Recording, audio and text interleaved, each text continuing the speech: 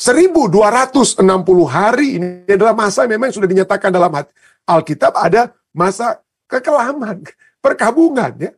Dan Yesus sudah bilang, pada saat Alkitab berbicara tentang 42 bulan, itu berbicara tentang pelaku penganiaya, atau si pelaku yang menganiaya, pelaku aniaya. Itu pada saat 42 di bulan disebutkan. Tapi pada saat itu disebutkan 1260 hari, itu berbicara tentang orang-orang yang dianiaya. Itulah bedanya, ya. Kita dapat melihat bagaimana penghakiman Tuhan itu akan terjadi, saudara. Kita tidak akan dibiarkan terus-menerus berada dalam keadaan yang menderita. Yang kata lainnya, dalam penderitaan apapun kita harus tahu, habis gelap, terbitlah terang. Ada jalan keluar. Selalu ada jalan keluar.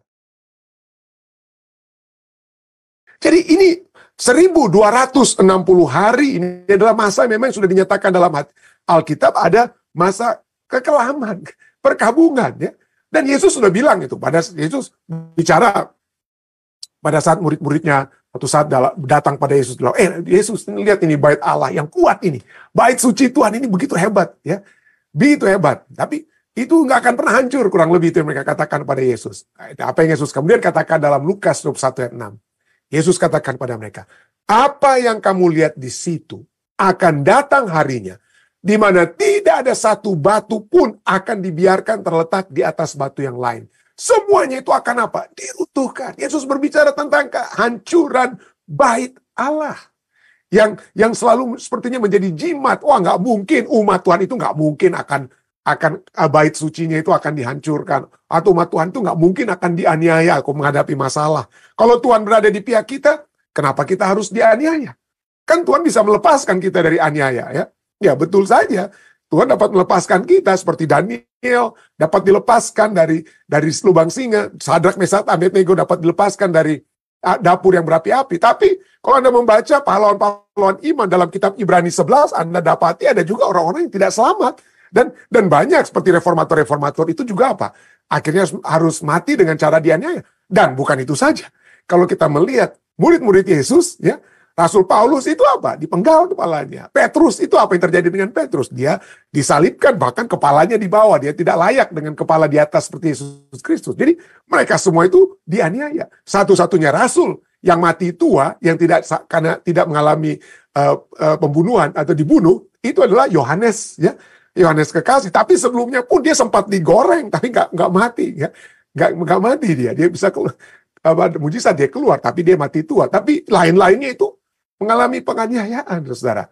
Jadi Yesus katakan ada kehancuran bait Allah, dan bukan itu saja. Yesus juga bicara tentang kehancuran Yerusalem. Dan kenapa saya bahas tentang kehancuran Yerusalem? Ini dalam Lukas 1 ayat 23 dan 24, Yesus kemudian lanjutkan, bukan hanya kehancuran bait Allah, tapi kehancuran Yerusalem. Kenapa? Karena ada kata di sini yang penting, yaitu bangsa-bangsa. Oke, bangsa-bangsa. Ya, nanti kita akan lihat kenapa signifikansinya. Kalau kita hubungkan juga nanti dengan apa? Hubungkan dengan kitab Wahyu Fatsalnya yang ke-11. Ya, kehancuran Yerusalem juga setelah kehancuran bait Allah. Kehancuran Yerusalem dalam Lukas 1 ayat 23-24 katakan, sebab akan datang kesesakan yang dahsyat atas seluruh negeri dan murka atas bangsa ini, bangsa Yahudi, ya.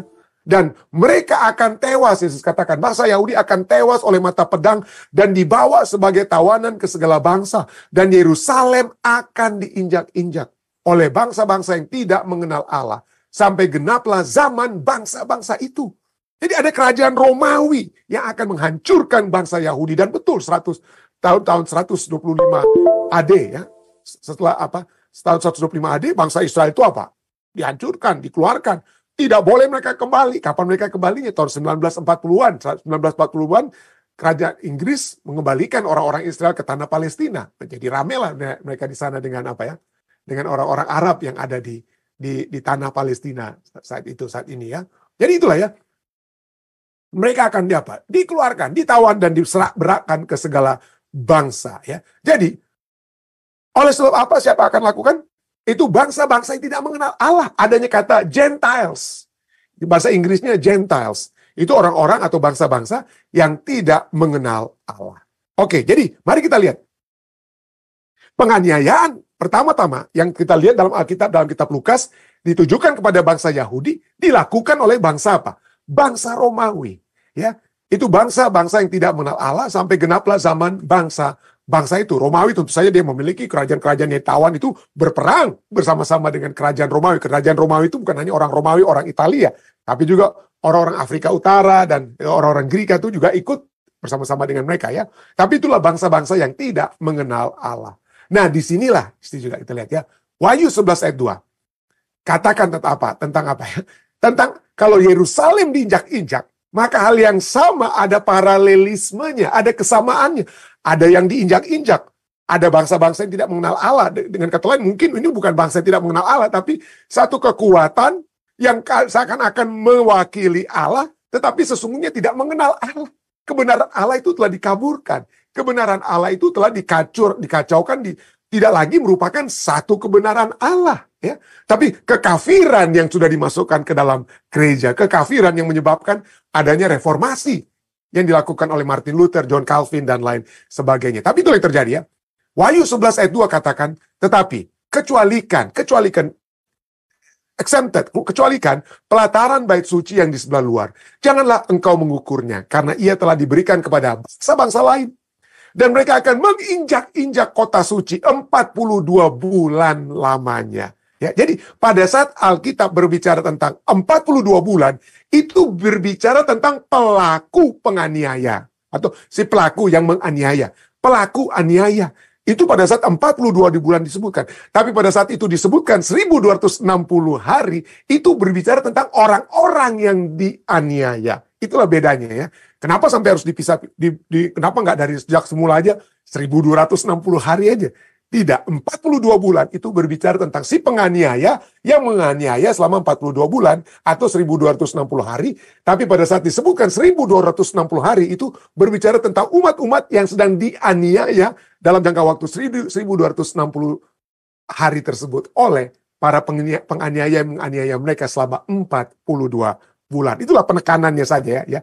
Itulah sebabnya ya. Seperti Yerusalem diinjak-injak oleh Romawi kekafiran. Ada masanya. Mereka itu ada masanya, tidak selama-lamanya. Bangsa Romawi itu hancur kan. Romawi juga hancur kan.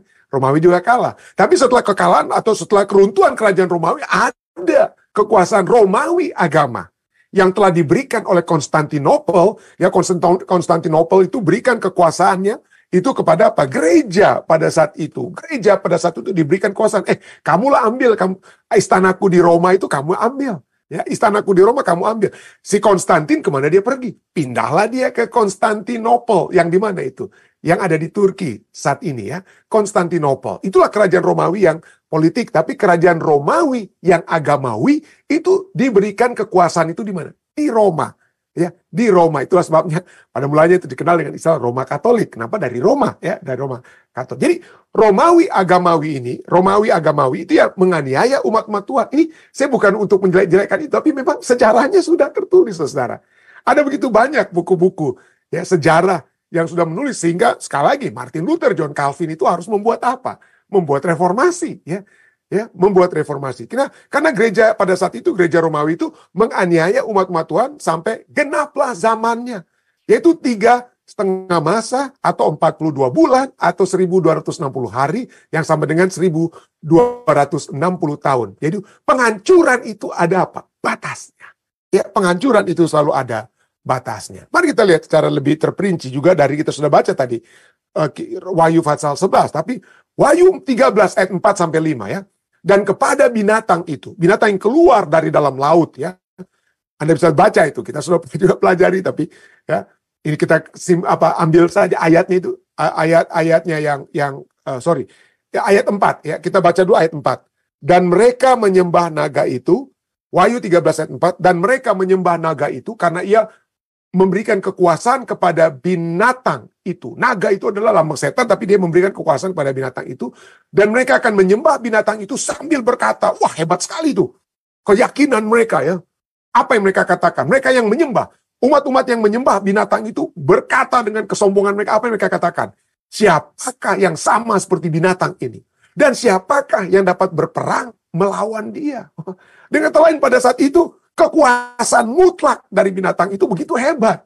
Begitu hebat sampai pengikut-pengikutnya katakan, saya nggak ada lawan dia. Nggak ada lawannya. Nggak ada lawannya ya. Dan ayat 5. Dan kepada binatang itu diberikan mulut yang penuh kesombongan dan kepadanya diberikan juga kuasa untuk melakukannya 42 bulan lamanya. Jadi diberikan kuasa untuk menganiaya itu ya, selama 42 bulan. Selama 42 bulan tidak ada yang berani untuk berperang melawan dia. Dikatakan ya dalam Wahyu 13 ayat 4. Jadi 42 bulan lamanya. Kita sudah pelajari Wahyu, mohon maaf ada masalah di mata saya. Wahyu 13 ayat 5 bicara tentang 42 bulan dari sudut pandang si penganiaya. Wahyu 12 ayat 6 berbicara tentang 1260 hari, yang itu merupakan apa ya? Yang merupakan pandangan atau dari sudut pandang orang-orang yang dianiaya. Lalu Wahyu 13 ayat Wahyu 12 ayat 4 berbicara tentang tiga setengah masa, ya. Lalu Wahyu 11 ayat 2 dan 4 berbicara tentang 42 bulan, dan juga pada saat yang bersamaan berbicara tentang apa? 1260 hari, dan Daniel 7 ayat 25, Daniel 12 ayat 7 berbicara tentang 3,5 masa. Wahyu 12 ayat 14 itu merujuk kepada Daniel 7 ayat 25 dan juga Daniel 12 ayatnya yang ke-7 yang berbicara tentang 3,5 masa. Bicara tentang 3,5 masa. Nah, kalau kita lihat semuanya itu menuju kepada satu jangka waktu yang sama. Menuju kepada satu jangka waktu yang sama. 3,5 masa artinya 3,5 tahun. 3,5 tahun kali 12 bulan, karena 12 bulan dalam satu tahun, itu sama dengan berapa? 42 bulan. 42 bulan, dan 42 bulan kali 30 hari, setiap bulannya, menurut penanggalan Yahudi, 30 hari dalam setiap bulan, itu menjadi 1260 hari. Jadi semua ayat-ayat dari Wahyu 13, Wahyu 12, Wahyu 11, Daniel 7, dan Daniel 12 berbicara tentang penganiayaan kepada umat-umat kudus Tuhan. Itu berbicara tentang satu periode nubuatan yang sama, yaitu 1260 hari. Dan kita sudah pelajari waktu lalu ya, pada saat 3 kerajaan di Eropa dikalahkan oleh tanduk kecil di tahun 538, maka kekuasaan itu menjadi kekuasaan mutlak. Seperti Wahyu tadi 13 katakan, siapa yang berani berperang melawan kami? Ya. Sampai akhirnya Jenderal Berthier yang dikirim oleh Napoleon menawan pada saat itu pemimpin agama pada saat Paus Pius ke-6 dan menawannya ya. Itu tahun 1798. Jadi kita lihat di sini pada saat umat-umat manusia itu ya, yang bangsa-bangsa kafir dengan kata lain, atau yang menentang Allah terus, yang tidak mengenal Tuhan itu mencoba untuk menganiaya umat Tuhan, ya mencoba ya. Tetapi pada akhirnya usaha mereka itu ada batasnya, ada waktunya, tidak untuk selama-lamanya.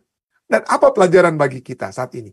Pelajaran bagi kita adalah bahwa kita berada dalam satu keadaan yang seakan-akan kita kalah, saudara. Kita ada dalam kalah. Maka kekalahan kita, seakan-akan kekalahan kita itu tidak untuk selama-lamanya. Ya. Kemenangan bagi umat Allah adalah satu jaminan yang pasti.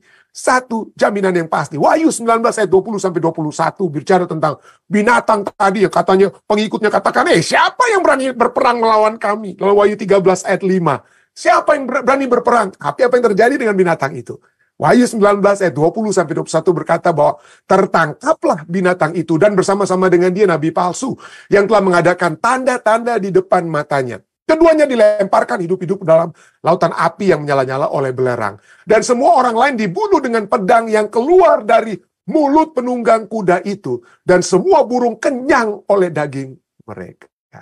Siapa yang memberikan penghakiman kepada binatang itu dan pengikut-pengikutnya? Siapa ini penunggang kuda yang dari mulutnya itu keluar apa? Pedang. Yang dari mulutnya keluar apa? Pedang. Kalau kita baca, kita lihat konteksnya, yaitu Wahyu 19. Wahyu 19, Wahyu yang sama itu ya. Ayat yang ke-14 dan 15 katakan, dan semua pasukan di sorga mengikuti dia, mengikuti Yesus Kristus. Anda bisa baca keseluruhan pasal ini ya. Semua pasukan di sorga mengikuti dia. Mereka menunggang kuda putih. Penunggang kuda putih itu Yesus Kristus ya. Dan dari mulutnya keluarlah sebilah pedang tajam yang akan memukul segala bangsa. Dan pedang itulah yang keluar dari mulut Yesus yang menunggang kuda putih. Dalam Wahyu 19 ayat 20-21 itulah yang apa? Yang menangkap, yang menghukum, memberikan penghukuman kepada siapa? Binatang tersebut, kepada binatang dan pengikutnya. Itulah sebabnya, inilah sebabnya kita dapat melihat bagaimana penghakiman Tuhan itu akan terjadi, saudara. Kita tidak akan dibiarkan terus-menerus berada dalam keadaan yang menderita. Yang kata lainnya, dalam penderitaan apapun kita harus tahu, habis gelap, terbitlah terang. Ada jalan keluar. Selalu ada jalan keluar. Ya, kalau kita lihat penunggang kuda atau Yesus yang mengeluarkan apa? Sebilah pedang tajam, itu adalah satu tema yang seringkali muncul dalam kitab Wahyu. Kitab Wahyu itu bukan berisi tentang peristiwa-peristiwa yang mengerikan. Tentang binatang-binatang ini, binatang-binatang yang mengerikan, film-film horor Hollywood seringkali itu ambil itu dari apa ya?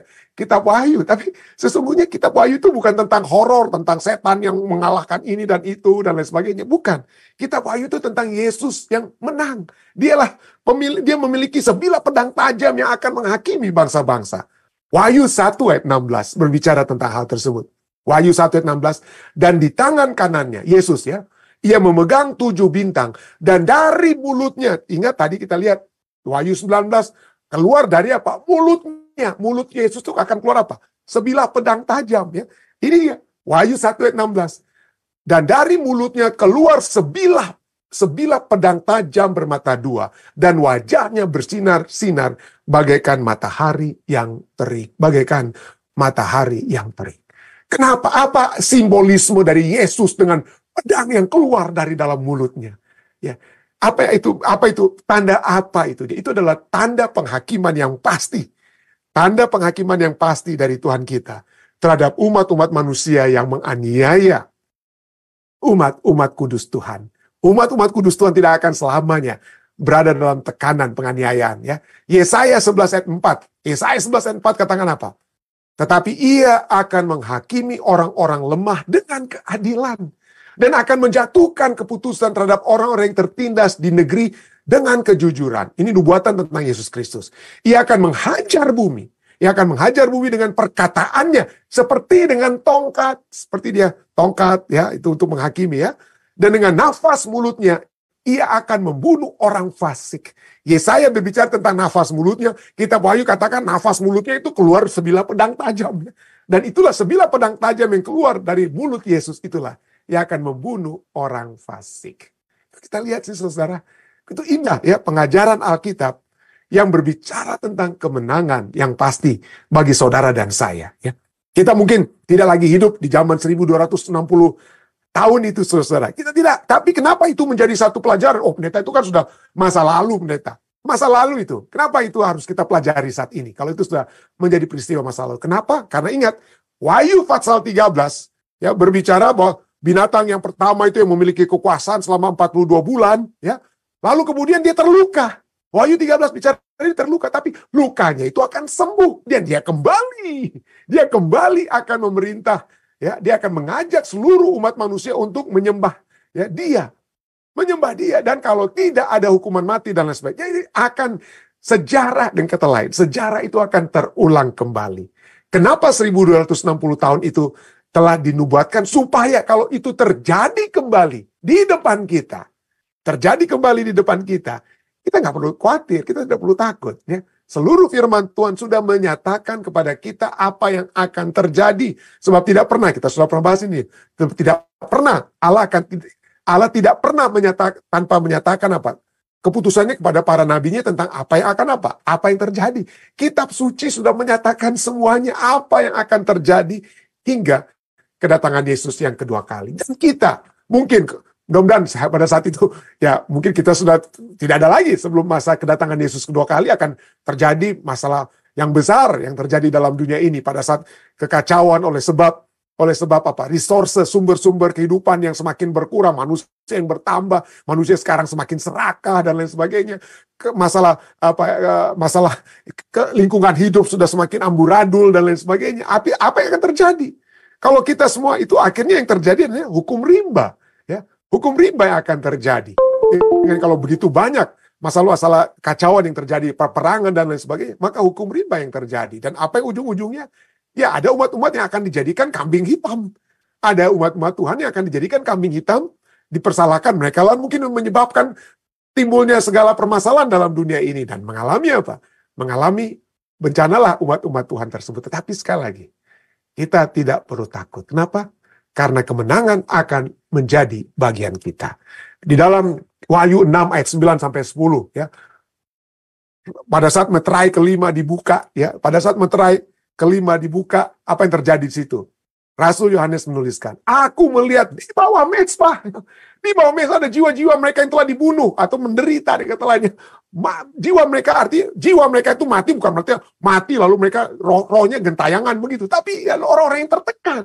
Ya, jiwa saya sudah mati, pendeta. Itu kan seringkali orang secara metafor itu bilang begitu kan. Saya sudah mati, jiwa saya, kehidupan saya sudah bagaikan orang yang sudah mati. Gitu ya. Jadi di bawah mezbah ada jiwa-jiwa mereka yang telah dibunuh oleh karena firman Allah dan oleh karena kesaksian yang mereka miliki. Dan apa yang mereka katakan? Dan mereka berseru dengan suara nyaring, katanya apa? Berteriaklah mereka, orang-orang yang menderita ini. Apalamakah lagi, ya penguasa yang kudus dan benar, engkau tidak menghakimi dan tidak membalaskan darah kami, penderitaan kami sudah menderita. Yesus kemudian kalau Anda baca terusnya Wahyu 6 ayat 11 dan seterusnya, diminta untuk sabar. Sabar kembali, diberikan jubah kebenaran. Jubah putih tetap diberikan kepada jiwa-jiwa yang menderita ini, saudara. Dan kemudian apa yang terjadi? Kembali seperti kemenangan tadi. Wahyu 20 ayat 4 kemudian. Tadinya dalam Wahyu 6 mereka itu ada di bawah altar, di bawah mezbah. Tapi apa yang terjadi? Lalu aku melihat Wahyu 20 ayat 4 pada saat Yesus telah datang dan sama-sama umat-umat Tuhan yang benar dibangkitkan, masuk dalam kerajaan surga untuk 1000 tahun. Kita sudah pernah pelajari juga Wahyu pasal 20. Apa yang terjadi di sana selama di dalam kerajaan surga? Yohanes katakan, aku melihat takhta-takhta dan orang-orang yang duduk di atasnya. Di dalam dunia ini, mungkin saudara itu di bawah terus kita ya. Kita berada di bawah mezbah, kita ditekan-tekan terus. Ya, tapi pada saat kita bersama dengan Kristus, kita ada di atas mezbah. Kita duduk di atasnya, bukan di bawah lagi ya. Takhta-takhta dan orang-orang yang duduk di atas takhta-takhta tersebut, kepada mereka diserahkan kuasa untuk menghakimi. Aku juga melihat jiwa-jiwa mereka yang telah dipenggal kepalanya karena kesaksian tentang Yesus dan karena firman Allah, dan yang tidak menyembah binatang itu dan patungnya, dan juga tidak menerima tandanya pada dahinya. Baca itu Wahyu pasal 13. Dan di tangan mereka tidak ada tanda binatang tersebut. Baca lagi Wahyu pasal 13.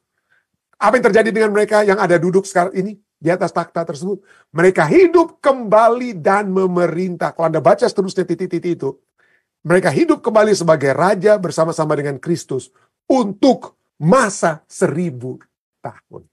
Ada masa penganiayaan 1260 hari atau 1260 tahun. Tapi ada masa selama 1000 tahun dalam kerajaan Tuhan. Kita akan memerintah bersama-sama dengan Kristus. Kita akan menghakimi orang-orang yang di dalam dunia ini menghakimi kita. Ya, orang-orang dalam dunia ini akan menghakimi kita. Itulah sebabnya jangan putus asa, saudara ya. Jangan kecil hati. Kalau saat ini mungkin kita tidak mengalami penganiayaan seperti masa kegelapan ya, sampai ada orang yang dibakar hidup-hidup karena mereka menerjemahkan Alkitab. Orang dibakar hidup-hidup karena mereka membagikan firman Tuhan. Atau Martin Luther yang dikejar-kejar dan lain sebagainya. Ya. Kalau kita lihat, mungkin kita tidak mengalami seperti mereka. Tapi mungkin kita banyak hal-hal yang apa? Hal-hal yang terjadi dalam kehidupan kita yang akan tekanan diberikan karena kebenaran yang yang kita telah miliki. Hari ini saya membawa salah seorang anggota jemaat kami yang baru tiba dari Indonesia ya. Untuk mencari pekerjaan. Dan dia katakan, saya tidak mau sebutkan namanya, dia katakan, saya punya saudara di Amerika Serikat ini. Saya punya seorang kakak di satu negara bagian lain yang punya restoran ya, punya tempat untuk dapat mempekerjakan saya. Tapi kakaknya itu belum memiliki belum memiliki kebenaran tentang hari Sabat ya. Belum melihat kebenaran yang selengkapnya tentang kebenaran hari Sabat. Jadi kakaknya bilang, datang saja kerja di restoran saya. Kerja saya, udahlah kerja dulu atau apa, baru masuk gereja atau pulang gereja. Setelah pulang gereja baru kamu apa? Setelah pulang gereja baru kamu datanglah ke restoran, karena ramai sekali restoran saya itu kalau hari Sabat, hari Sabtu, kakaknya katakan. Tapi saudari kita ini satu-satunya dari keluarganya, saudari kita ini dia tidak apa? Dia bukan dilahirkan sebagai orang Advent. Dia bukan orang Advent, saudara. Tapi dia kemudian menjadi Advent. Orang tuanya bukan Advent, kakak-kakaknya semua anggota keluarga lain bukan Advent, tapi dia katakan, aduh pendeta, dia katakan tadi kepada saya, kalau saya harus bekerja hari Sabat, saya tidak bisa. Saya tidak bisa melawan kebenaran yang sudah saya yang sudah saya yakini. Jadi hampir 1 bulan lebih ini, ya kurang lebih 1 bulan lebih ini, dia tidak bergumul. Dia belum dapatkan pekerjaan saat ini ya, tapi dia bergumul, tapi dia tetap mempertahankan kebenaran tersebut. Dia dapat saja pergi ke tempat kakaknya, dia tidak perlu bagi bayar apartemen atau tinggalin kakaknya, bekerja di tempat pekerjaan kakaknya. Tapi oleh sebab kebenaran tersebut, dia harus dengan tanda kutip tertekan sedikit. Oleh sebab selama 1 bulan lebih ini belum dapat memperoleh pekerjaan di New Jersey saat ini. Tapi itu poinnya, saudara ya. Kenapa? Saya selalu katakan, saya selalu berikan kekuatan. Lihatlah umat-umat Tuhan lainnya. Ada yang mempertahankan kebenaran mereka. Apa yang terjadi sekarang? Tuhan akan melepaskan. Ada masa mereka merasa tertekan. Tapi kemenangan kalau kita berserah kepada Tuhan. Kemenangan Tuhan itu adalah satu hal yang pasti. Dan Tuhan mau supaya kita merasakan kemenangan-kemenangan itu. Saat ini, Tuhan akan memberikan kepada kita, dicicipi. Sama seperti Yesus dalam dunia ini. Apa yang Yesus lakukan? Dia sembuhkan orang kan? Dia bangkitkan orang. Walaupun orang yang dia bangkitkan, seperti Lazarus itu juga mati lagi kan? Tetapi Yesus di dalam dunia ini, Yesus juga memberikan cicipan-cicipan kesehatan, kesembuhan, kelepasan, kemenangan.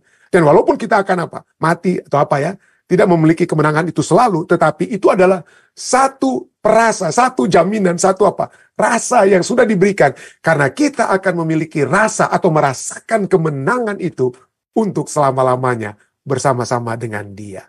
Kemenangan bagi umat Tuhan inilah yang akan membawa kita semua untuk mendengarkan apa yang dikatakan oleh Titus dalam Titus 2 ayat 11 sampai dengan 13. Sana dikatakan, karena kasih karunia Allah yang menyelamatkan semua manusia itu sudah nyata.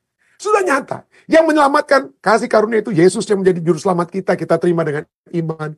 Kekuatan, kemenangan yang Tuhan berikan kepada kita itu sudah nyata. Ayat 12. Maka Ia mendidik kita.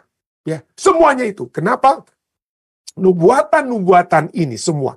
Nubuatan 1260 tahun ini, ya, kemenangan di masa kesesakan dan lain-lain sebagainya itu adalah satu didikan bagi kita supaya supaya kita meninggalkan kefasikan dan keinginan-keinginan duniawi, dan supaya kita hidup bijaksana, hidup adil, dan beribadah di dalam dunia sekarang ini, dengan menantikan penggenapan pengharapan kita yang penuh bahagia, dan penyataan kemuliaan Allah yang maha besar, dan juru selamat kita, Yesus Kristus. Kenapa kita mempelajari tentang 1260 tahun? Itu kan sudah lewat. Semuanya ini untuk mendidik kita. Mendidik saudara dan saya. Supaya menantikan penggenapan yang lebih. Lebih. Kalau Tuhan sudah memberikan masanya dan ada akhir dari masa penganiayaan. Kemenangan diberikan.